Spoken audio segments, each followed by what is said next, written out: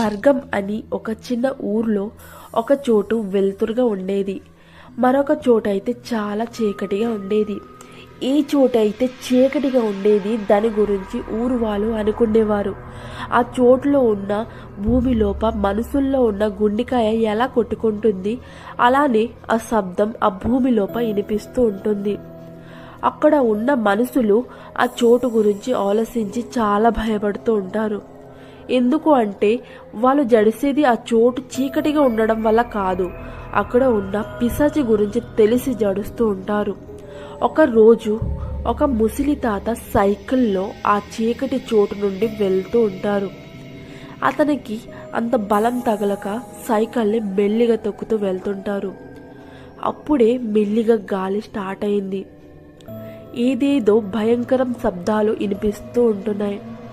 అతను భయపడి సైకిల్ కొంచెం ఫాస్ట్గా తొక్కికొని వెళ్ళడానికి ప్రయత్నిస్తున్నారు.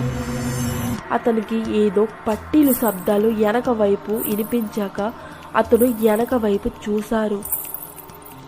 వెనక వైపు చూసేటప్పుడు అక్కడ పిశాచి చాలా ఫాస్ట్గా నడుస్తూ తన వెనక వైపు వస్తుంది. అది చూసి ఆ ముసలి తాత భయపడి సైకిల్ని ఇంకా ఫాస్ట్గా తొక్కడానికి ట్రై చేసేటప్పుడు ఆ పిశాచి అతని ముందుకి వచ్చేసింది. ఆ పిశాచి ఎర్రటి చీర వేసుకొని ముఖం నిండా ముసుగు వేసుకొని అతని ముందు నిలబడి ఉంది. ముసలి తాత ఆ పిశాచి పెదల వైపు చూశాడు. పిశాచి పెదాలలో రక్తం తగులుండడం చూసి అతను చాలా భయపడి సైకిల్ని అక్కడే పడేసి పరిగెడుతూ ఉన్నారు. అతను ఎంత పరిగెట్టినా సరే పట్టీలు శబ్దం వెనక వైపు నుండి వినిపిస్తూ ఉంది. అతను పరిగెడుతూ వాళ్ళ ఊరు దగ్గరికి చేరుకున్నారు. దాంతోపాటు శబ్దం కూడా ఆగిపోయింది. అతను ఆ ఊరికి చేరక సేఫ్గా అనిపించింది. అతను అంత ఇంటి వైపు వెళ్ళేటప్పుడు వెనక నుండి అతని భార్య గొంతు వినిపించింది.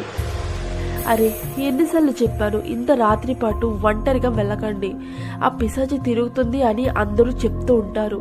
మీరు వెనక్కి తిరిగి ఇంటికి వెళ్ళక ముందు కాలు కడగండి అని అంటుంది. తను తన భార్య గొంతు వినిపించి వెనక్కి తిరిగి చూసేటప్పుడు అక్కడ ఎవ్వరూ ఉండరు. అతను సడన్ గా కింద పడిపోతారు. కింద పడిపోయి కాలు పైకి అయిపోతుంది. ఎవరో గాలికి కాలు ఫాస్ట్ గా ఆ చీకటి వైపు లాగుతున్నారు. కానీ అక్కడ ఎవ్వరూ ఉండరు.